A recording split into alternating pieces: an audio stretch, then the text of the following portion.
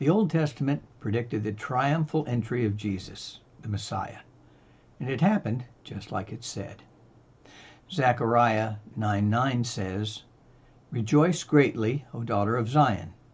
Shout, O daughter of Jerusalem. Behold, your king is coming to you. He is just and having salvation, lowly and riding on a donkey, a colt, the foal of a donkey." Isaiah 61:10 says, "I will greatly rejoice in the Lord. My soul shall be joyful in my God, for he hath clothed me with the garments of salvation, and hath covered me with the robe of righteousness." But when Jesus came, not everyone recognized him. Matthew 21:10 says, "And when he was come into Jerusalem, all the city was moved, saying, Who is this? And the multitude said, This is Jesus, the prophet of Nazareth of Galilee."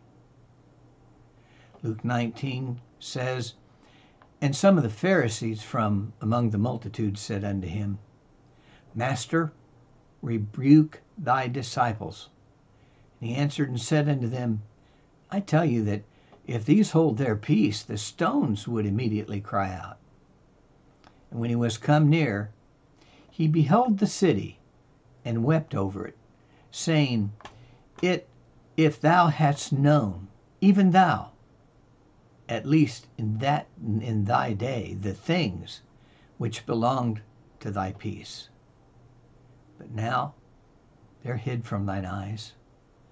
For the day shall come upon thee that thine enemies shall cast a trench about thee, and compass round about thee, and keep thee in on every side, and shall lay thee even with the ground, and thy children within thee. They shall not leave in thee one stone upon another, because thou knewest not the time of thy visitation." And when he was leaving, Jesus wept.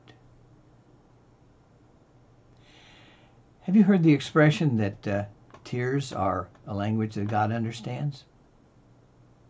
See, God always understands, but not so for us.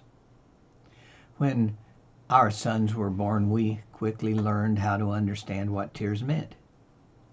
They expressed hunger, discomfort, joy, fear, anger, pain, confusion, insecurity, among a lot of other things. But their tears were sometimes things that we could not understand, especially for one of them. See, he wasn't even walking yet. He would sit in his baby seat, and we would sing and talk to him. Of course, you're looking for a smile or a giggle, especially hoping for a fit of uncontrolled laughter. And so you do all sorts of crazy things. You make weird faces, crazy sounds. You tickle them. You wave your arms and sing crazy songs.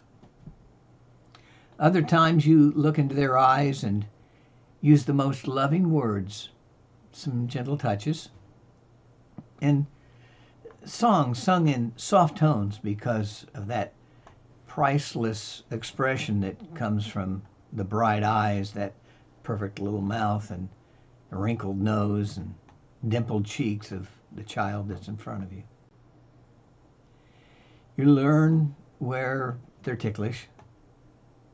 You figure out what sounds they love, what facial expressions they respond to, and what songs they like. And that is where we encountered the mystery of tears. The mystery was brought to mind last week when someone gave us a 45-year-old picture that we sent out when our first child was born. So with picture in hand, a few days later, we made a trip to reminisce with one of our dear friends, Will and Sandy Wilson. We hung out at their place and They helped us out when we were in a pinch for a babysitter. We also share a love of music with the Wilsons. Marilyn and I started dating in high school choir. Music, and especially singing, has been an important part of our life. So, when it came to our kids, naturally, Marilyn would sing to them. She'd sing to calm them, entertain them, teach them, and put them to sleep.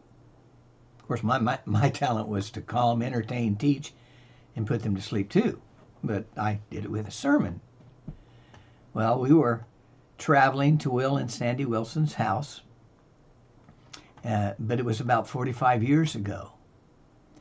And on that trip, Marilyn began singing to our then 1-year-old son who was there in his car seat. It was a lullaby that she knew from her childhood. And the name of it was Cowboys Never Cry. So she began to sing softly. Your little toy doll is under the bed. Your new rocking horse is pumped full of lead. Your cap gun is empty, my poor little guy. The cowboys never cry. But as she sang, his little eyebrows began to wrinkle and his lips puckered up, and then they began to quiver. Marilyn kept singing. There's bubble gum all over your hair. Your slingshot is broken, but you mustn't care. A real buckaroo can smile if he tries, but cowboys never cry. Well, now his forehead was furrowed, his eyes began to well up, and tears began to flow. She had trouble getting to the next verse. You'll always be a baby to me. You'll be a big cowboy someday. No more to be said, it's all to bed, to dream all your troubles away. Well, there is actually one final verse and a tagline at the end that says, good night, sleepy tight, don't cry. You wouldn't usually get there. Well, he grew out of that. But we never understood, really, why he cried. But you know, tears are a language that God always understands.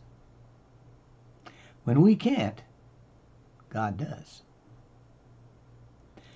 God also keeps a record, you see, of human pain and suffering.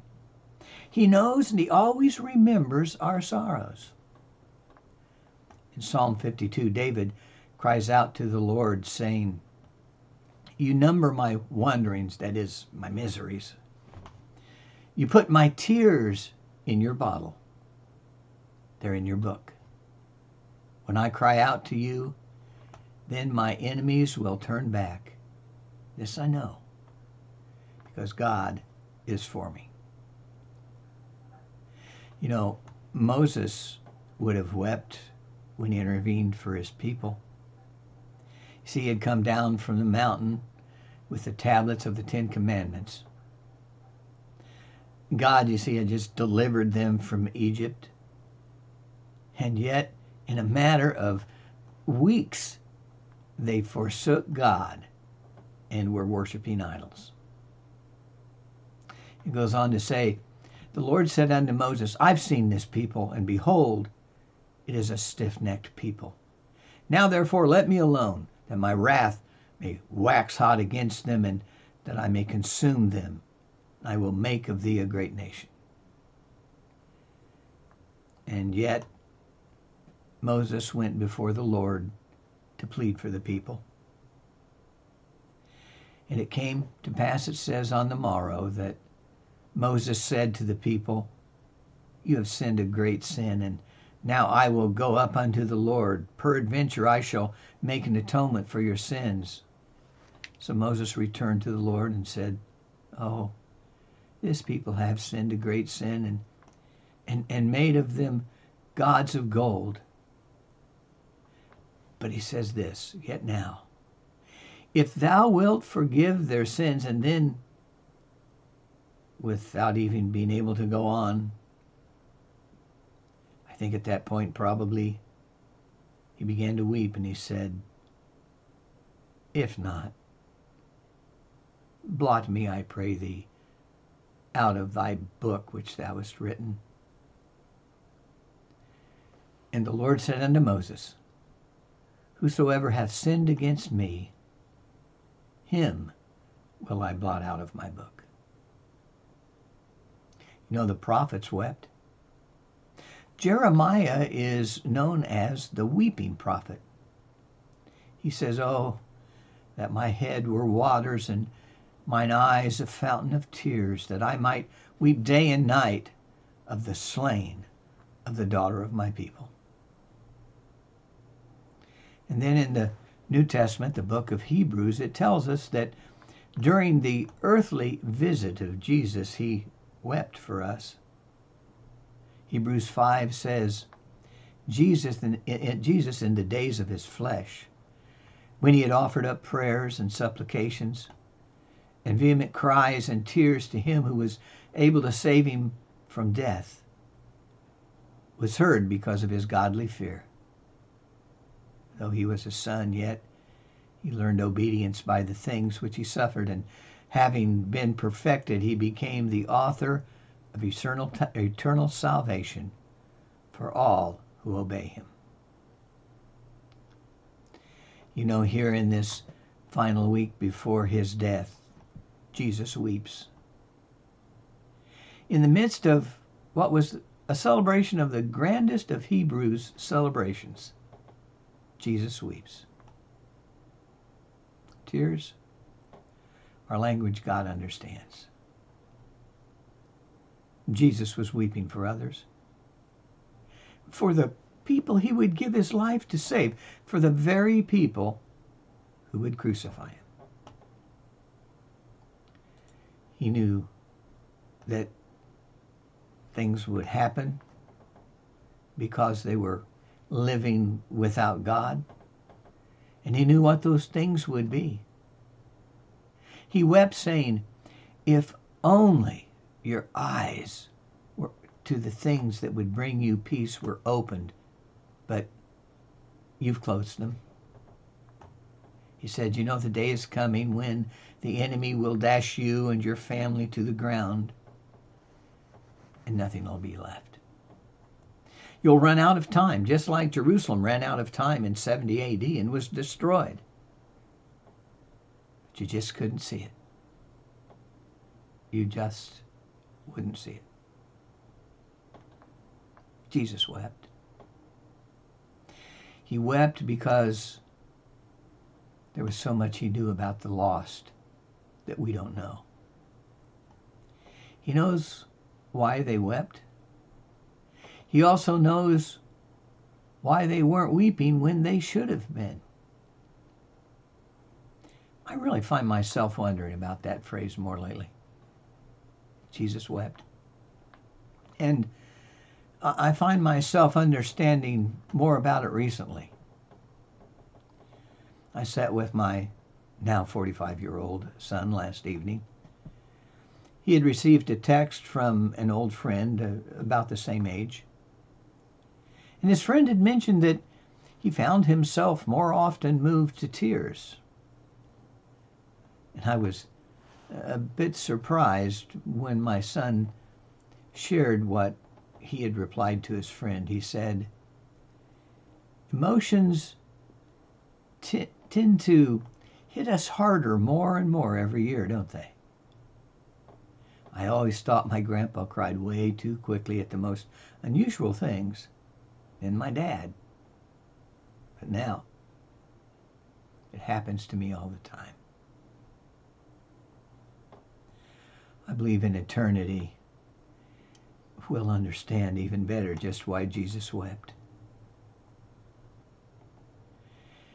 And when Jesus was come near, he beheld the city and he wept over it, saying, oh, thou hadst only known, even thou, at least in this last day, the things which belong to thy peace, but they are now hid from thine eyes. For the days are going to come that your enemies will cast a trench about thee, and compass thee round about, and keep thee in on every side, and shall lay thee even with the ground, and thy children within thee. And they shall not leave in thee one stone upon another, because thou knewest not the time of thy visitation. My son's right. I do weep. I weep because of a dear friend of mine who has walked away from the Lord, and his family has fallen apart. I weep for the ones I know who are part of the crowd that doesn't seem to see what will give them peace with God. They're headed for disaster along with their family. I weep for those who used to know the things of the Spirit that bring peace, but have become blind to them now. I weep for the one who says they're going to turn to those things of the Spirit that bring peace with God, but they put it off until it's too late. I think about Jesus when he wept. When he wept just a few days later in a garden where he prayed alone. And it said that as he was there in that garden, that his tears became like drops of blood. He wept drops of blood so that he might come to know us and that we might come to know his joy. That may sound strange, but you know what I pray for this Easter season? May God help us all to weep. Help us to weep for our own salvation. Help us to weep for the salvation of others. And in heaven, I'm sure that we'll all understand this truth about weeping.